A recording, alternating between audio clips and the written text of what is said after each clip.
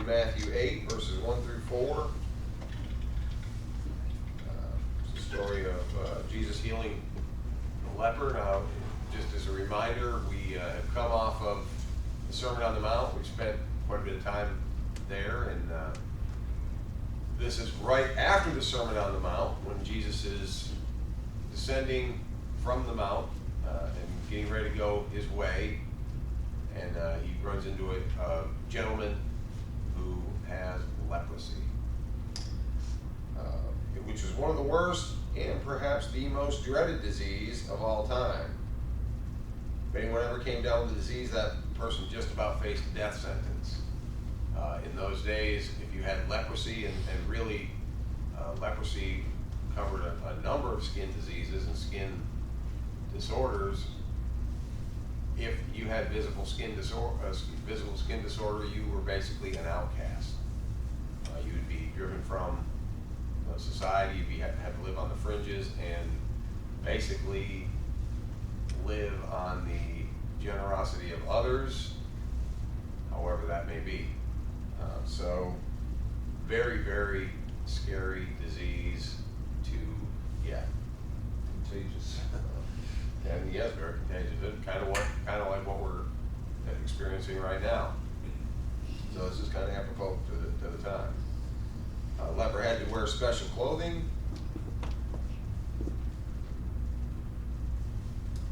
Had to live outside the camp and had to shout, "Unclean, unclean, leper, unclean." Whenever anybody was coming near them, they had to let them know they had to stay 6 feet away. So, social distancing. Yeah, that's right. Yeah.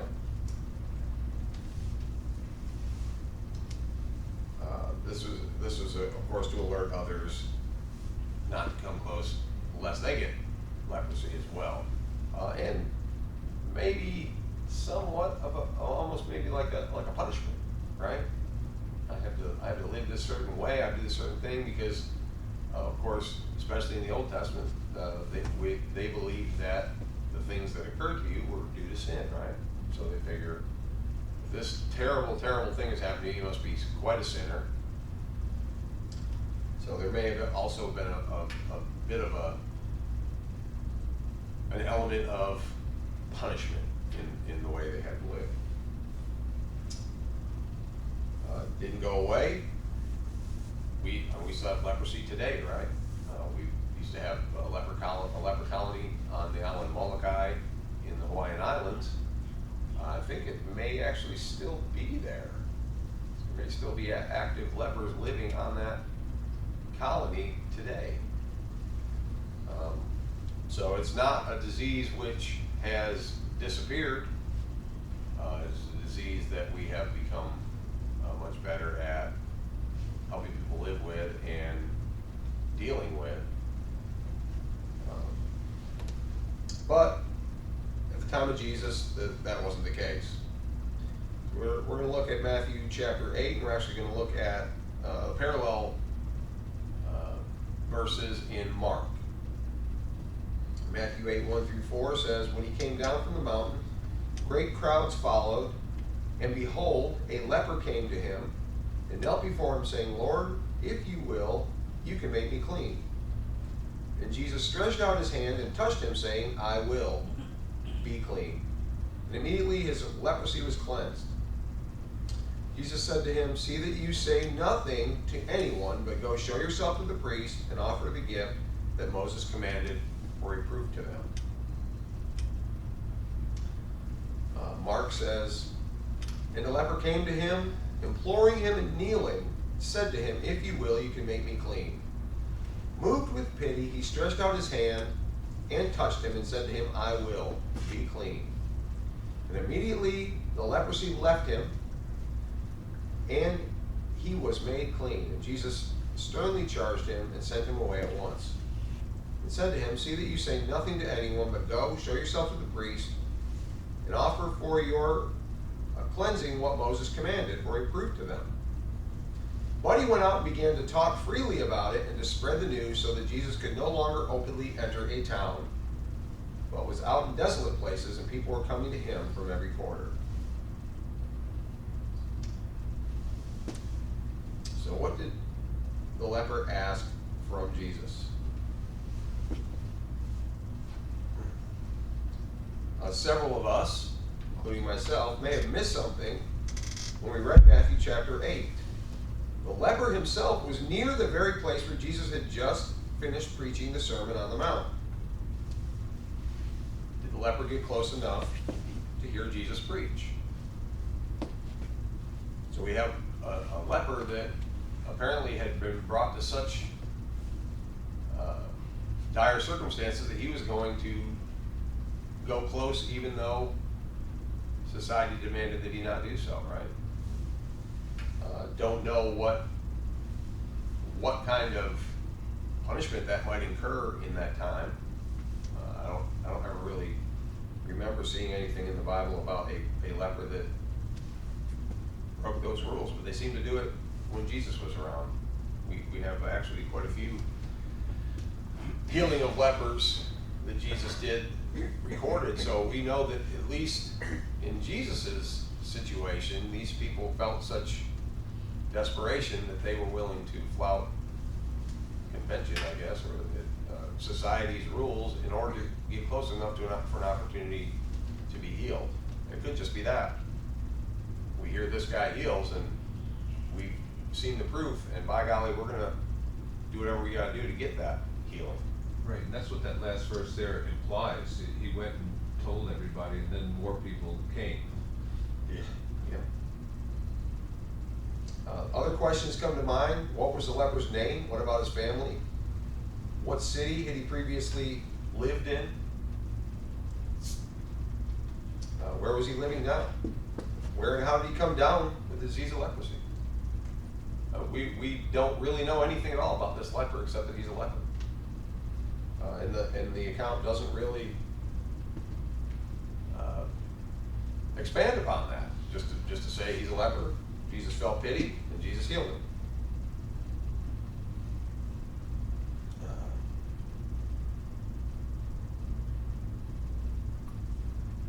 So he asked Jesus, actually we could say he made an appeal. If you are willing, you can make me clean. Right? He didn't really technically ask him anything. He said, if you are willing to do this, you can make me clean. He's shown that he has faith that Jesus could heal him. If it was something that he wanted to do. Right.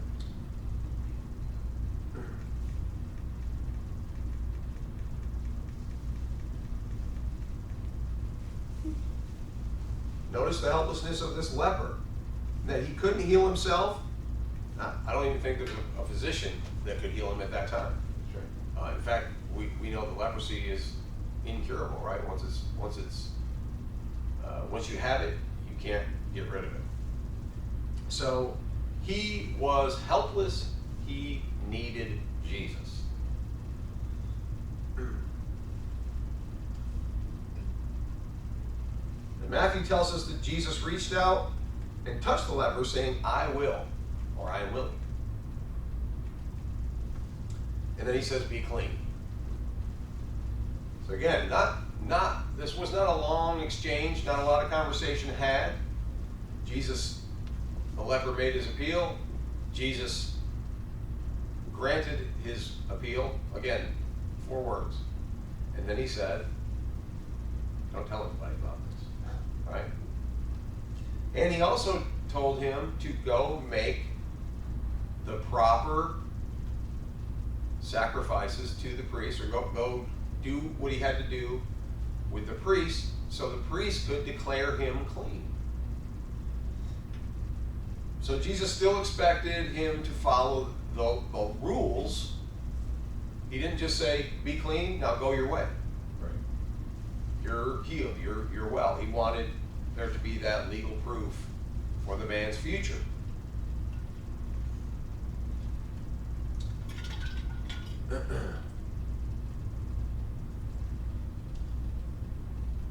Matthew adds that immediately he was healed. He didn't have to wait. We can compare this with 2 other examples of people who became leprous. Both examples happened in the Old Testament, but it was hard to find 2 more different people. Miriam was the sister of Moses, and she greatly followed his leadership, respecting the authority God had given her little brother. Miriam, I believe, was the sister who watched Moses when he was put in the bulrushes. So she has a special connection to Moses, maybe even more than any of his other brothers and sisters had, or we know of one brother, Aaron, but we can assume he had probably at least other sisters. So she probably feels a special bond with Moses in that she was the one that made sure he was able to survive.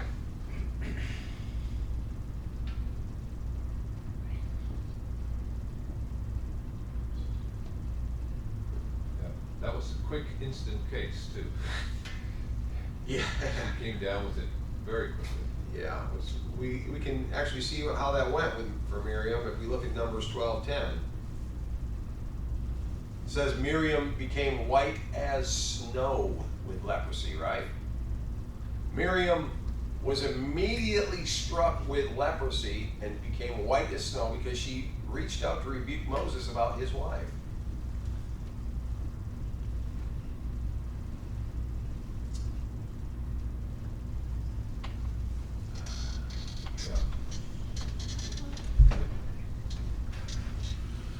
God struck Miriam with leprosy, and she became as white as snow. God meant business when he knew the motive behind her criticism. And also Aaron, because Aaron was involved as well, right? Yeah, interesting. Thankfully, Moses and Aaron both prayed to the Lord, asking for Miriam to be healed. God answered that prayer, and these are the last recorded words of Miriam. The word of rebuke to Moses was the last time we really hear from Miriam in the Bible.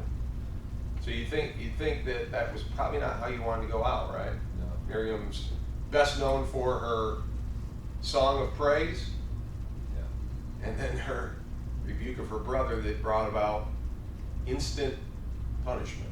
And then she had to go outside the camp for a week because the Lord said if you had spit in your father's face, you would have been unclean for a week.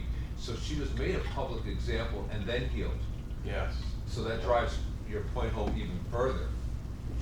Yeah, again, even though she was healed instantly, she still also had to go through the ordinances, right? She also had to. I think she was healed in 1 week. I could be wrong. She wasn't healed. Was she healed? I believe she was healed Maybe. instantly. Oh, I see. I believe she was healed with the prayer when she was sent out. Okay. Check me on that. Yeah, I don't know. That's my memory. Again, I would look in my Bible, but Yeah, it's my memory. I'm having some technical difficulties. I apologize for that. This is the second example, of course, is Naaman. Remember Naaman? He was a Syrian general, a very powerful man, but a man with leprosy. And now we can also kind of see the difference between cultures, right? In Israel, if you have leprosy, you are pretty well, your life is finished. You certainly don't have a career in the military ahead of you. In Syria, where they were pagans, not so much. He became a general with leprosy. Now, he may have gotten the leprosy after he started up the ranks, but he wasn't instantly shunned. He was allowed to keep his place of honor and continue on with his position. Now, it could just be that he was just that good, right? That he would just have that much ability that they couldn't see moving on without him. But yet they did allow that. I don't believe it wouldn't matter in Israel how skilled you were at your position. If you got leprosy, you're done. And we see Naaman has a slightly different, he's not in the same position as Miriam, and he does not react in the same fashion as Miriam, right? Because this is a man with great power, great prestige, who comes and has certain expectations about how things are going to be done, right? So he comes to Elisha to have his leprosy cleansed because a Jewish slave girl has told him that this man can do it. And when he shows up, Elisha doesn't even come to the door. Right. He sends out a servant to say, go to the river Jordan, dip yourself 7 times, and you'll be clean. Which angers Naaman. Yeah. And he just turns to go. He says, why should I go to this filthy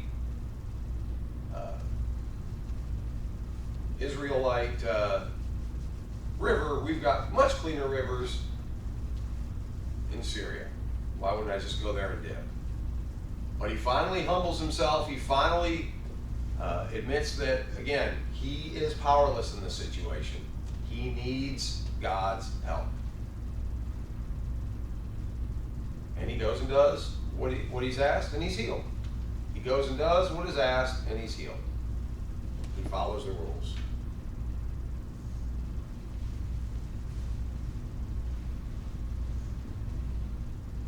Again, you can read 2 Kings 5 for yourself to see how that went for Naaman, but it's pretty much the story. So the people of Jesus' day, they at least had a somewhat idea that leprosy had been healed miraculously in the past, and kind of how it went, right? Certainly not by laying your hands on a leper. So that was probably shocking to them that Jesus would do that. Again, we can kind of bring it around to what's happening right now. Imagine if somebody came in here with the coronavirus, we wouldn't all run up and give them a hug. Right? Yeah. And we sit over there, right? Not taking any chances. Not taking any chances. But Jesus was filled with compassion, laid his hands on the man, and said, you are healed. And he touched him before he actually healed him. Before he healed him, that's right. He showed him that personal touch, that reached out and showed him that warmth.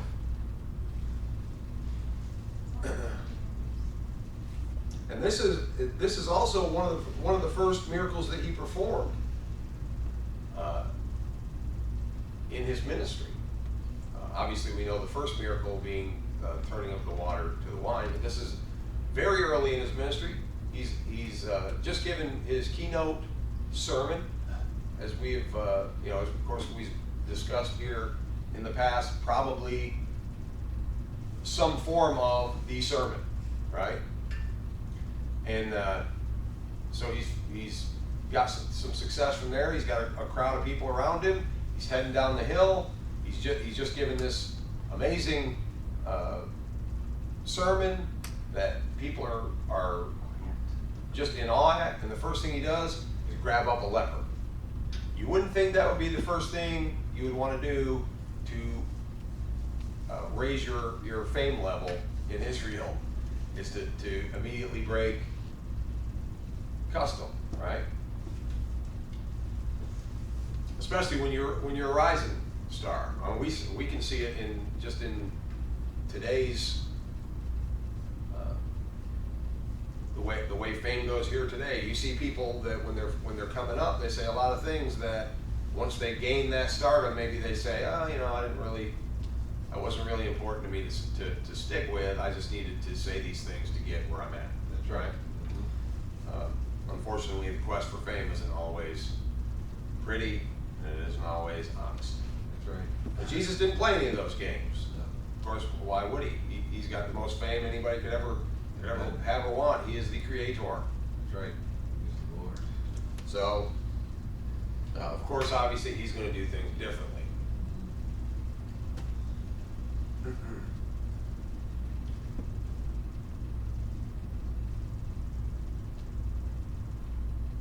So it's interesting that Jesus didn't send the ex-leper back to his home or anywhere else, but directed him to the requirements of the law. Remember that Jesus lived under the dispensation of law and came here to fulfill the law of Moses. Jesus even said that during the Sermon on the Mount, perhaps just minutes before this healing, right? He said, I didn't come to abolish the law, but to fulfill the law, right? And so he really is not living in the church age. That's right. The church age kicks off at Pentecost. He's living under the law. And he is doing everything under the law to prove that he is perfect under the law. Amen. Right? He is going to be the perfect sacrifice. So these things that he does, that people go, well, he broke the law, is only proof that it really was not the law. Touching the leper, Right. all these people had put these men and women through torment because they thought the law was, we can't have any contact with these people. Now there could be very good reasons why we don't touch lepers. We also know that, we assume or presume that such things such as eczema, when we talk about the white flaky patches, that sounds a lot like eczema. Doesn't sound a lot like what we call leprosy today, where the skin drops off and you get, or where the extremities drop off, you get the deformity because of a lack of feeling in your nerves. It sounds more like some sort of a itchy, scratchy, patchy, flaky disease, and I think a lot of it was the visual aspect of it. I mean, we've seen some people. I know I've seen people with eczema that have it really bad, and you kind of go, ooh, I don't know if I want to really get super close to that person, even though you know intellectually, well, it's not contagious. Yeah. I can't get his eczema. You just kind of look at it and go, ooh, that does not look like a fun thing to have to live with. So it could very well be that we see people that are covered in eczema who are put out because of the way they look, and they're deprived of any kind of affection, any kind of human contact. That must hurt. Oh. I mean, we know that babies who are put directly into orphanages suffer from lack of human contact. That's right. I believe these people did too. Mm-hmm. And Jesus is showing them it's okay to show these people kindness. Now, again, to ask the medical aspect, we're not going to get into that medical aspect, but you can still be kind to people. You don't have to hug them up, right? You can still show people kindness, and we can still treat them right. You can reach out in other ways, maybe not physically contact. Just a conversation. Just Help some conversation. food or something. In some respects, we kind of do we think about the homeless here in America. Right now, they're kind of like our lepers, right? Sure. We see a homeless guy walking down the street, we don't jump out of our way to have a lot of conversation or contact with them. If anything, we might give them a buck out of our pocket or a couple bucks and say, hey, God bless you, and move on. They probably live a pretty lonely existence. They may just want you to sit down and have a chat with them. They also may want a few bucks. But that chat goes a long way, right? Yeah, especially if it's a Christ-like conversation with the goal of discipleship. Especially in that.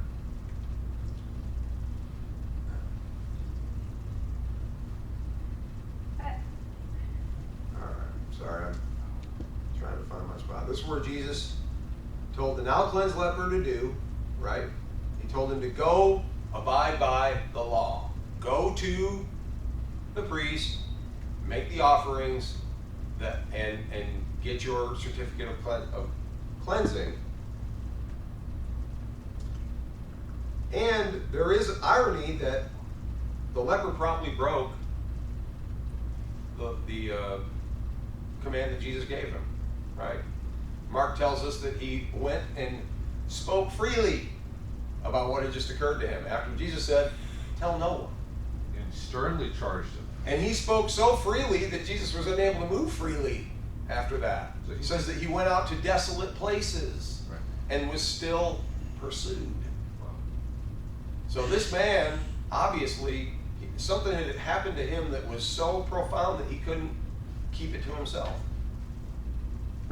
Well, Now, I don't think it was. noticed too. People say, "What are you doing here, Fred?" And he's like, "I'm clean. Here's my bill from the priest." And Yeah. so, in a sense, it would just self-generate as well. Yeah, in a sense, like we said, one person touches 10 people, right? Then 10 people touch 10 people. Did you hear about Fred? Oh my gosh. Look at Fred over there. Fred's clean. He's dancing. Yeah, Fred's pretty psyched right now. He's pretty happy about what has gone on in his life, and he can't keep it to himself.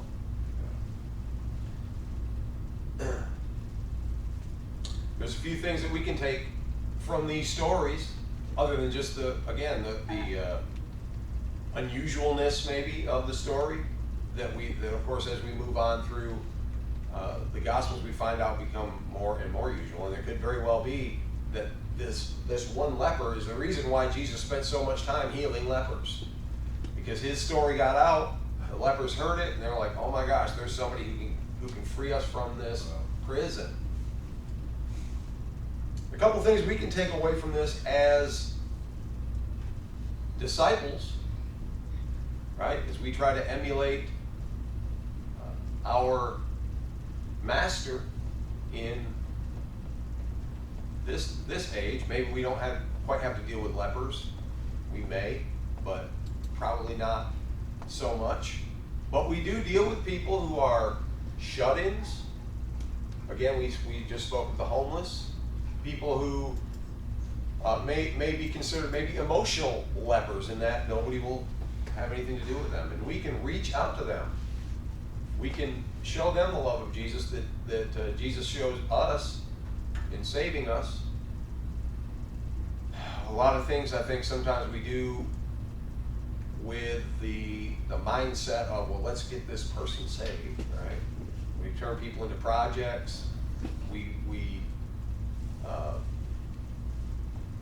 think that, well, if this person isn't interested in Jesus, then I can't be interested in them. I'm going to move on. And there is some validity to that, right? We only have a finite amount of time. We have a job set before us.